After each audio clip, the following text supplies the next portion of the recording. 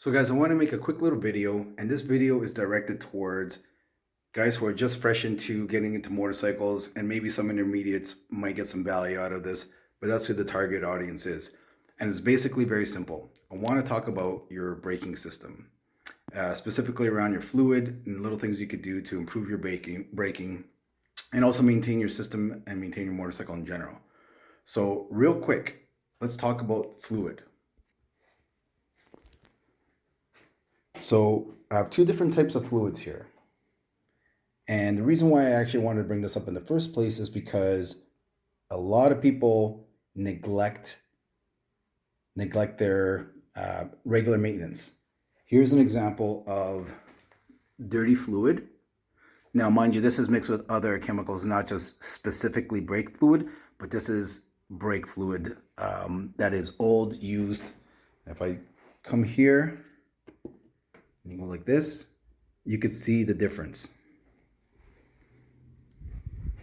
This is fresh brake fluid. It's just been changed for the track, and that's what it should look like.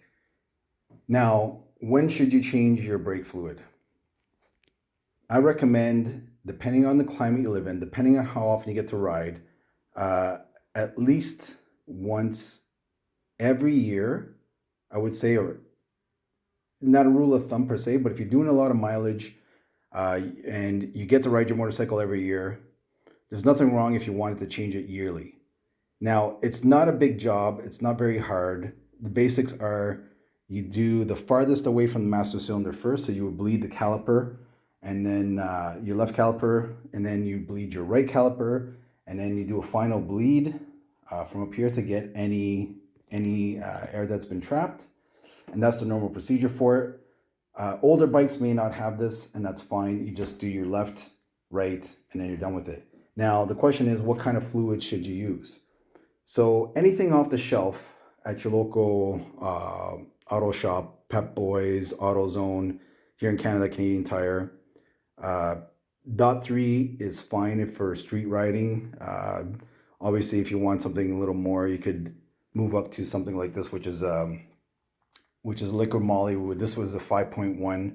And what that means is you have .3, 4, 5.1. There is a .5, but that's synthetic. So very important. Whenever you change your brake fluid, majority of stuff that's out there is mineral oil based. If it says anything synthetic, do not use. It does not mix well with regular oils. So just stick with, it'll say if it's synthetic. So as long as it's not synthetic, you'll be fine. Now, what's the difference between these two? Other than price, because this is almost triple the price of this, you're fine. Like I said, for the street, you're fine with .3, 4, 5.1 is totally fine for the street. This fluid here, the race fluid, you could also use on the street as well, and without any issue, but you're paying more, and you don't need to pay more. Now, the reason why you're paying more for this is because of its boiling point. So if you take a look at the regular 5.1, boiling point 260 degrees Celsius, compared to the race fluid, which is at 328. And the reason why is because it has a higher boiling point. So what happens is when you're constantly on the brakes at the racetrack, you're building up a lot of heat.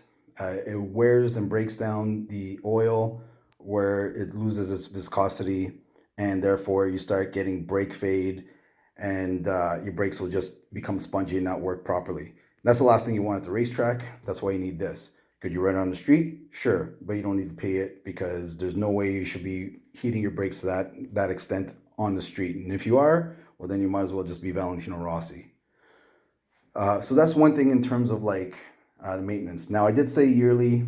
Those of us who are in different climates where we're seasonal riders, I'll change my fluid probably every 2 seasons, so every couple of years. Again, this is just my own rule of thumb, just to maintain the braking system. It's not expensive, not hard to do, and that's why I suggested that. Now, what if you wanted to upgrade your brake system and you want to do that on a budget? Well, the next simplest thing you could do is get steel braided lines. Now, what the steel braided lines do is there's no flex in the steel braided lines compared to a rubber hose. So that's an inexpensive way. Usually brake lines can be anywhere from 100 to 200 bucks depending on how flashy you want to get and what brand you're going to go with. But essentially they're all the same. They work well. Stick to a name brand. Don't get anything from China or anything like that. Just I don't have anything against Chinese parts, but just make sure you get good quality parts when it comes to your braking system. Um, Funny enough, and the reason why I didn't change days to a steel braided line system, even though this is my track bike and this is a street bike. Reason being is a lot of newer bikes now have ABS system. This is a 2013 ZX10R that has an ABS system, and with its original master cylinder, the brakes worked fine, but I just did not like the feel. They're a little more squishy than what I liked. But I have since moved to a brembo unit. Okay, so those of you who are novice, and those of you who are intermediates, if you really want to upgrade your braking, you could also switch out your master cylinder. Brembo makes different units. Same with Assetto Corsa for various motorcycles. Now, those are to intermediate, and advanced. Do your own research because it's all very bike specific. So, for example, this is not a generic unit. This actually came off of 2008 1098, and it actually can adapt to the ZX10R, but it's very aggressive braking. Basically, this is the movement. It's one finger braking compared to my street bike, the RC51. Although it has an aftermarket system, there's much more travel, and this is fine for the street. I prefer that for the street. For the track, I wanted something a little more aggressive. So pay attention if you are going to change your unit. You see this number here. This is a 19. If you guys could see it, 1918. There's various numbers. 1817, for example, or 1718. Different numbers, and that means what the amount of flow that your master cylinder is going to be able to put out, and how much resistance you're going to get from your lever.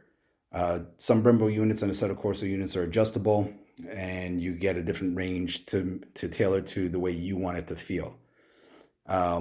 Again, it's very bike specific in terms of if you wanted to just do it on a budget, this only cost me $150 versus a new Brembo unit that would be specific for this braking setup, which would be $400 and upwards. Another example, here's a Suzuki TL1000S that I do plan on upgrading the brakes. And for this, this unit could actually be swapped out. Master cylinder can be swapped out for a Suzuki Gixxer 1000 unit. So that may be a future upgrade, or I may try a Yamaha unit. Yamaha has a Brembo system, and I have that readily available, so I may try that and see if the braking is going to improve. Because right now the braking on this does need some maintenance, does need some work. As you can see, the fluid here hasn't been changed, so I'm going to change that, and that shouldn't help improve the braking as well. So those of you know what happens over time if you don't change your fluid is it ends up becoming retaining moisture, so it loses its viscosity. It becomes dirty over time, and it just needs to be changed. So if you notice that your braking system is not up to par, I recommend at the very minimum changing your fluid. You want to go that next step. Change your brake lines to steel braided lines or neoprene line. They have some of those as well now. And also your brakes. So I've seen some people do this. Do not do it. And that is use racing pads on the street. So some people see the word race and they're like, oh, these brakes must be great. I'm going to put them on my street bike. Don't do it. The reason why those are race pads is they're usually sintered. They usually have made out of different materials, where in order for them to work properly, they have to be hot. Just like the race fluid It works better at a higher temperature. And therefore, you're never going to see those temperatures on the street. At the track, absolutely. But you won't see them on the street, and your braking system will never feel good. It will never bite the way it should as a street pad.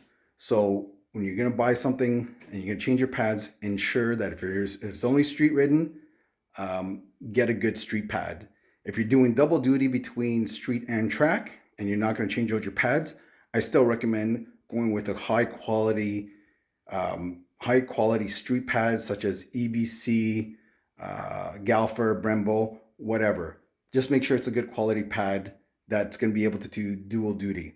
If you're strictly on the track, such as I am on my ZX, then go full race pad. So that's it for now. Like I said, quick short video. I will talk about this bike in the future. I just picked it up and it is an awesome representation of TL1000S.